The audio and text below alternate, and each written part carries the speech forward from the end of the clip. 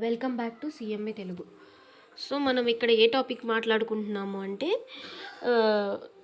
Supply చాప్టర్లో మనం schedule 1 గురించి మాట్లాడుకుంటున్నాం. ఏ ట్రాన్సాక్షన్స్కి కన్సిడరేషన్ లేకపోయినా సరే సప్లైలో ఇంక్లూడ్ చేస్తారు అండ్ జిఎస్టీ కంప్యూట్ చేస్తారని చెప్పి మాట్లాడుకుంటున్నాం.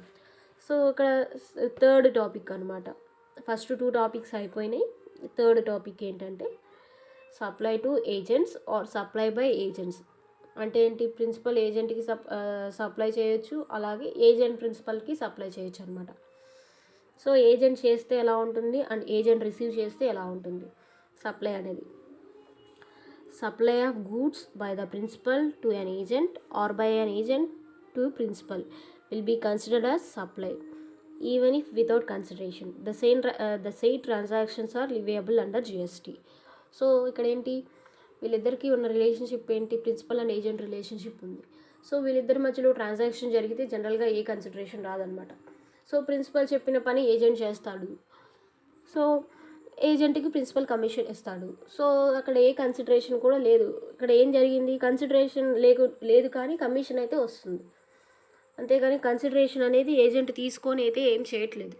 సో వీళ్ళ మధ్యలో జరిగే ట్రాన్సాక్షన్స్కి కన్సిడరేషన్ అనేది ఉండట్లేదు. వీళ్ళ దగ్గర ఉన్న రిలేషన్షిప్ ఏంటి, ప్రిన్సిపల్ అండ్ ఏజెంట్ అనే రిలేషన్షిప్ ఉంది.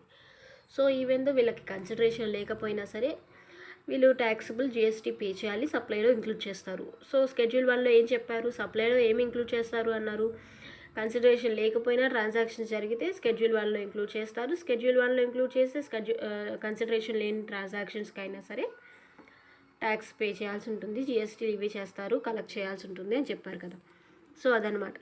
ప్రిన్సిపల్ నుంచి ఏజెంట్కి జరిగిన ఆర్ ఏజెంట్ నుంచి ప్రిన్సిపల్కి జరిగిన వీళ్ళ మధ్యలో ట్రాన్సాక్షన్స్కి కన్సిడరేషన్ లేకపోతే స్కెడ్యూల్ 1 అప్లికబుల్ అవుతుంది. అండ్ కన్సిడరేషన్ లేకపోయినా సరే వీళ్ళు జిఎస్టీ అనేది లివీ చేయాలన్నమాట. వీళ్ళకి జిఎస్టీ అనేది లివీ చేస్తారు. The same transactions are leviable under GST. So examples చూద్దాము. Mr. P Limited, registered person located in Cochin and having a godown in Cochin, transfer goods to the clearing and forwarding agent located in Chennai. So ఇక్కడేంటి, mister P limited మనకేమో principal అనమాట. So mister P limited ఏమో కొచ్చిన్లో ఉన్నాడు and mister పీకి ఒక godown ఉందన్నమాట. So ఆ గోడౌన్ కూడా కొచ్చిన్లోనే ఉంది. సో మిస్టర్ బి ఏజెంట్ చెన్నైలో ఉన్నాడు. సో మిస్టర్ పి ఏజెంట్కి గూడ్స్ అనేవి ట్రాన్స్ఫర్ చేస్తున్నాడు. సో ఏంటి ఇక్కడ ట్రాన్స్ఫర్ అనేది ఏ ప్లేస్ నుంచి ఏ ప్లేస్కి జరిగింది అంటే కొచ్చిన్ నుంచి చెన్నైకి జరిగింది అనమాట. సో అప్పుడు ఏం జరుగుతుంది, such activity of transfer shall be considered as supply. So ఇక్కడ ఏంటి, ఆ ట్రాన్స్ఫర్ ఏదైతే జరిగిందో ఆ ట్రాన్స్ఫర్ని ఎలా కన్సిడర్ చేస్తారు అంటే సప్లైలానే కన్సిడర్ చేస్తారనమాట. Even if there is no consideration for such transfer and hence leviable to GST. So అక్కడైతే ఏం జరిగింది, ట్రాన్స్ఫర్ అయితే జరిగింది. సో మిస్టర్ పి లిమిటెడ్ ఏజెంట్కి పంపించాడనమాట. పి ఏమో కొచ్చిన్లో ఉన్నాడు, ఏజెంట్ ఏమో చెన్నైలో ఉన్నాడు. కొచ్చిన్ నుంచి చెన్నైకి ట్రాన్స్ఫర్ జరిగింది. సో ఇక్కడ ఈ ట్రాన్స్ఫర్ని సప్లై లాగా ట్రీట్ చేస్తారు. అండ్ వీళ్ళకి కన్సిడరేషన్ లేకపోయినా సరే మిస్టర్ పి ఏజెంట్కి a commission or a consideration ఇవ్వకపోయినా సరే వీళ్ళు జిఎస్టీ పే చేయాలి. ఎందుకంటే వీళ్ళు స్కెడ్యూల్ 1 ట్రాన్సాక్షన్లో ఉన్నారు. వీళ్ళకి కన్సిడరేషన్ లేకపోయినా వీళ్ళ ట్రాన్సాక్షన్స్ అనేవి ట్యాక్సబుల్ అనమాట. జనరల్గా అయితే మామూలు ట్రాన్సాక్షన్స్లో ఏ కన్సిడరేషన్ లేకపోతే ఆ ట్రాన్సాక్షన్ మీద జిఎస్టీ పే చేయాల్సిన అవసరం లేదు, ఎందుకంటే కన్సిడరేషన్ అనేది మెయిన్ అనమాట.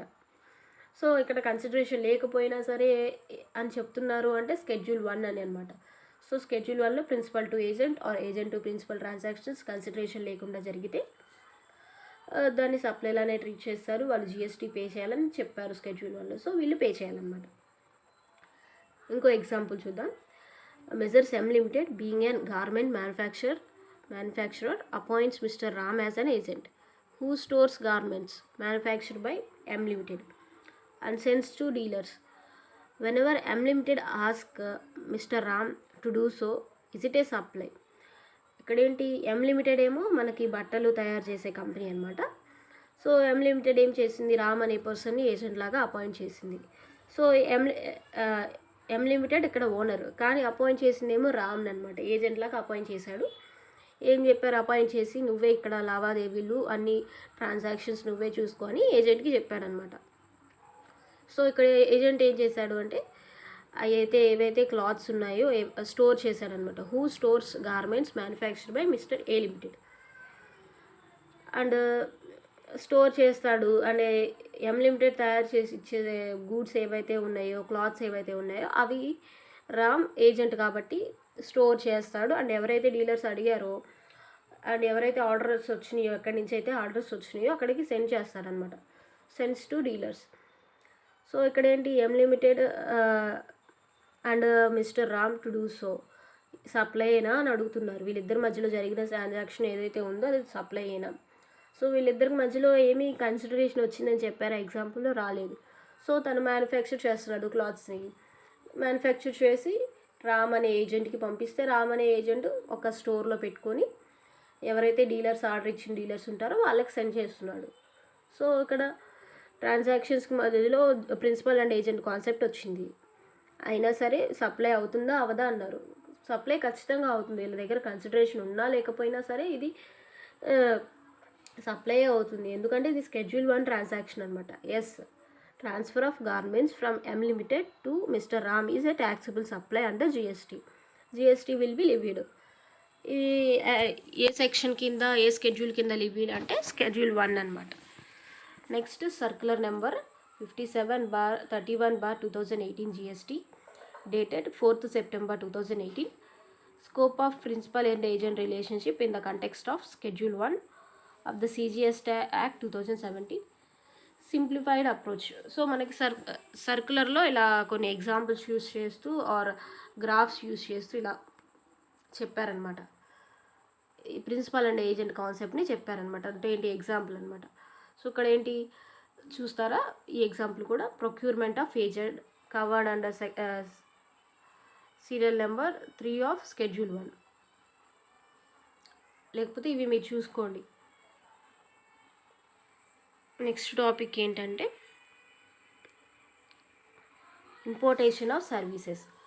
సో ఇది కూడా మనకి Schedule 1 ట్రాన్సాక్షన్ అనమాట. సో ఇంపోర్టేషన్ ఆఫ్ సర్వీసెస్ అంటే ఏంటి, ఫారిన్ నుంచి మనం సర్వీసెస్ని ఇంపోర్ట్ చేసుకోవడం అనమాట. ఒక వేరే దేశం నుంచి ఇండియాకి సర్వీసెస్ ఇంపోర్ట్ చేసుకోవడం. సో ఇక్కడ ఏం జరిగింది, ఇంపోర్టర్ ఎవరు అంటే రిసీవర్ అనమాట, ఇండియాలో ఉంటాడు. అండ్ ఎవరైతే మనకు సర్వీసెస్ ఇస్తున్నారో వాళ్ళు ఫారిన్లో ఉంటారు. వాళ్ళు మన రిలేటివ్స్ అయినా అయ్యుండొచ్చు ఆర్ వేరే అదర్ పర్సన్ అయినా అయ్యుండొచ్చు. సో సర్వీసెస్ ఫారిన్ నుంచి తీసుకుంటున్నాం, import of service. So suppose relative అనుకోండి, మన ఫ్రెండ్, మన బ్రదర్ ఆర్ సిస్టర్ ఎవరైతే ఉన్నారో వాళ్ళకి మనం కాల్ చేసి మనం డౌట్స్ ఏదైతే ఉన్నాయో అవి క్లారిఫై చేసుకున్నాం. సో అక్కడ ఏం జరిగింది, సర్వీసెస్ అనేవి జరిగినాయి అనమాట. అక్కడి నుంచి ఇక్కడికి సర్వీసెస్ అనేవి ఇంపోర్ట్ చేసుకోవడం జరిగినాయి. సో మన దగ్గరికి మన బ్రదర్ కాబట్టి మన దగ్గర ఏ కన్సిడరేషన్ తీసుకోలేదన్నమాట. సో ఈవెన్ దో మీరు బ్రదర్స్ అండ్ సిస్టర్స్ అయినా, మీ రిలేటెడ్ పర్సన్స్ అయినా సరే, ఇక్కడ ఇంపోర్టేషన్ ఆఫ్ సర్వీస్ జరిగింది, కన్సిడరేషన్ లేకపోయినా సరే మీరు జిఎస్టీ పే చేయాలి.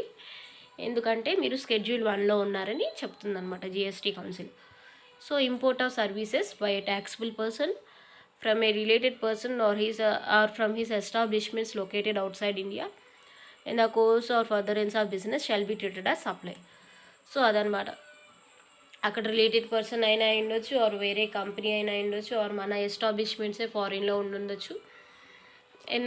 ఇంతకుముందు కాన్సెప్ట్స్లో ఏం చెప్పుకున్నాం, డిస్టింక్ట్ పర్సన్ కింద మన ఎస్టాబ్లిష్మెంటే వేరే స్టేట్లో ఉందని, ఇక్కడ ఏంటి వేరే కంట్రీలో ఉందని.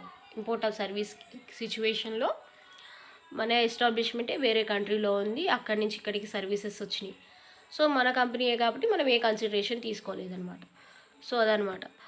సో వాళ్ళ మధ్యలో రిలేటెడ్ పర్సన్ కాన్సెప్ట్ ఉన్నా సరే, వాళ్ళ కన్సిడరేషన్ లేకపోయినా సరే వాళ్ళు Schedule 1లో ఇంక్లూడ్ అయ్యారు అండ్ సప్లైలో ఇంక్లూడ్ చేస్తారు అండ్ జిఎస్టీ లివే చేయాలి. సో ఎగ్జాంపుల్స్ చూద్దాం. Apt and Apt limited is APT and Apt limited is located in India and holding 51% of shares of Wilson limited, a USA-based company. Wilson Limited provides business auxiliary services to Yapt and Yapt Limited. Will be treated as a supply. So ఇక్కడ ఏంటి, ఇండియాలో అక్కడ apt and Apt limited అనే company ఉంది and ఫారిన్లో ఒక Wilson company అనేది ఉంది. So Wilson company ఏం చేసిందంటే బిజినెస్కి సంబంధించి సర్వీసెస్ ప్రొవైడ్ చేసిందనమాట ఇండియాలో ఉన్న తన కంపెనీకి. సో ఇక్కడ ఏంటి, USA based company Wilson company ఏమో holding company, and Apt company ఏంటి సబ్సిడరీ కంపెనీ. సో మన కంపెనీయే, కాకపోతే ఏంటంటే ఫారిన్ నుంచి మనం ఇంపోర్ట్ చేసుకున్నాం అనమాట సర్వీసెస్, ఆర్ ఆ ఫారిన్లో ఉన్న కంపెనీ ఇండియాలో ఉన్న కంపెనీకి సర్వీస్ ప్రొవైడ్ చేసింది. సో ఇక్కడ ఇంపోర్ట్ ఆఫ్ సర్వీస్ జరిగింది, దీన్ని సప్లై లానే ట్రీట్ చేస్తాము. అండ్ దీనికి సంబంధించిన ఎగ్జాంపుల్స్ అనమాట. So section 2(49) of CGST act 2017 family means. So మనకి ఫ్యామిలీ డెఫినేషన్ చెప్పారు, అంటే రిలేటెడ్ పర్సన్స్లో ఫ్యామిలీ వస్తారని చెప్పాను కదా. అంటే ఇంపోర్ట్ ఆఫ్ సర్వీస్ జరిగినప్పుడు సపోజ్ రిలేటివ్ ఆర్ బ్రదర్ అన్నాం కదా. సో అలాగే ఇక్కడ ఫ్యామిలీ గురించి డెఫినేషన్ అనమాట. సెక్షన్ 2(49)లో చెప్తున్నారు of CGST act 2017 family means. Family అంటే ఎవరుంటారు అంటే spouse and children of the person. అంటే స్పౌస్ అంటే ఎవరు, మన SSC ఎవరైతే ఉంటారో SSCకి సంబంధించి, SSC మేల్ అనుకోండి తన వైఫ్ అనమాట, తన వైఫ్ స్పౌస్ అవుతాడు. అలా కాకుండా SSC ఫీమేల్ అనుకోండి తన హస్బెండ్ స్పౌస్ అవుతాడు అనమాట. ఇక్కడ స్పౌస్ అనేది మేల్ అయినా అవ్వచ్చు, ఫీమేల్ అయినా ఉండొచ్చు. And spouse and children of the person, ఆ పర్సన్కి సంబంధించి తన భార్య పిల్లలు ఆర్ తన భర్త పిల్లలు, వీళ్ళు ఫ్యామిలీ అవుతారు. అండ్ ఇంకా ఎవరు అవుతారు ఫ్యామిలీలో, ఇంకెవరు ఉంటారు అంటే పేరెంట్స్ ఉంటారు, గ్రాండ్ పేరెంట్స్ ఉంటారు, brothers and sisters of the person if they are wholly or mainly dependent on the said person. So ఇక్కడ ఫ్యామిలీలో భార్య పిల్లలే కాకుండా పేరెంట్స్ ఉండొచ్చు, గ్రాండ్ పేరెంట్స్ ఉండొచ్చు, వాళ్ళ బ్రదర్స్ ఆర్ వాళ్ళ సిస్టర్స్ ఉండొచ్చు. సిస్టర్స్ అనుకోండి వాళ్ళ మీద డిపెండ్ అయిన సిస్టర్స్ అయితేనే ఉంటారనమాట. బ్రదర్స్ అయినా అంతే, వాళ్ళ మీద డిపెండ్ అయి ఉన్న బ్రదర్స్ అయితేనే ఉంటారు. పేరెంట్స్ గ్రాండ్ పేరెంట్స్ అంటే కామన్ అనమాట. బ్రదర్స్ అండ్ సిస్టర్స్ ఎప్పుడు కూడా డిపెండెంట్ అని ఉండాలి. ఎవరైతే ఆ పర్సన్ ఆర్ SSC ఉన్నారో ఆ SSCకి పూర్తిగా ఈ బ్రదర్స్ అండ్ సిస్టర్స్ పూర్తిగా డిపెండెంట్ ఆన్ హిమ్ ఉండాలన్నమాట. సో అదనమాట family definition. Section 2(49) family means spouse and children, parents, grand parents, brothers and sisters who are mainly depend on him. So అదనమాట topic. So Schedule 1 అయిపోయింది ఇక్కడితో.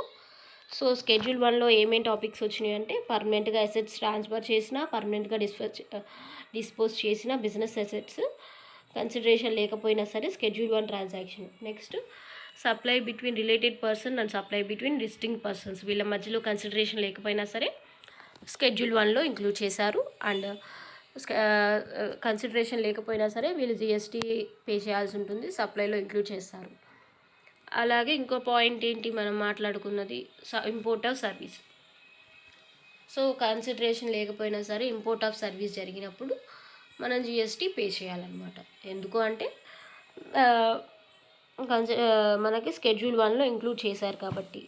మీరు related పర్సన్కి దగ్గర నుంచి ఇంపోర్ట్ చేసుకున్నా ఆర్ వేరే అదర్ ఎస్టాబ్లిష్మెంట్స్ దగ్గర నుంచి ఇంపోర్ట్ చేసుకున్నా సరే, ఫారిన్ నుంచి మనకైతే సర్వీసెస్ వచ్చినాయి ఇండియాకి. సో మీరు కన్సిడరేషన్ లేకుండా చేసుకున్నా అంటే, కన్సిడరేషన్ ఉందనుకోండి అది వేరే టాపిక్. కన్సిడరేషన్ లేదని చెప్తున్నారు అంటే మనకి Schedule 1 అనమాట. సో Schedule 1లో ఉన్న టాపిక్స్ అవన్నమాట. సో ఇక్కడతో అయిపోయింది. నెక్స్ట్ టాపిక్లో మనం section 7 class 1 sub class D discuss చేద్దాం. సో అంటే ఇది ఏ స్కెడ్యూల్ అంటే Schedule 2. సో ఇప్పుడు దాకా మనం డిస్కస్ చేసింది ఏంటి, Schedule 1 డిస్కస్ చేసాము. అండ్ Schedule 2లో ఏంటి అంటే కొన్ని యాక్టివిటీస్ చెప్పారనమాట. ఏవైతే యాక్టివిటీస్ మనం సప్లై ఆఫ్ గూడ్కి సంబంధించిన యాక్టివిటీ ఇది, ఆర్ సప్లై ఆఫ్ సర్వీస్కి సంబంధించిన యాక్టివిటీ ఇది అని చెప్పి మనం చెప్తాం అనమాట. సో Schedule 2లో ఏవైతే యాక్టివిటీస్ సర్వీసెస్కి సంబంధించి యాక్టివిటీస్ ఉన్నాయో, సర్వీసెస్ గూడ్స్కి సంబంధించి యాక్టివిటీస్ ఉన్నాయో అవి Schedule 2లో చెప్తున్నాం. అండ్ Schedule 1లో ఏం చెప్పామంటే కన్సిడరేషన్ లేకుండా ఉన్న యాక్టివిటీస్ని సప్లై లాగా ట్రీట్ చేస్తాము, వాటికి GSTలు ఇవి చేస్తామని చెప్పడం కోసం Schedule 1 అనమాట. సో Schedule 1 మనకి చాలా టైం పట్టింది. నెక్స్ట్ టాపిక్లో Schedule 2 స్టార్ట్ చేద్దాము.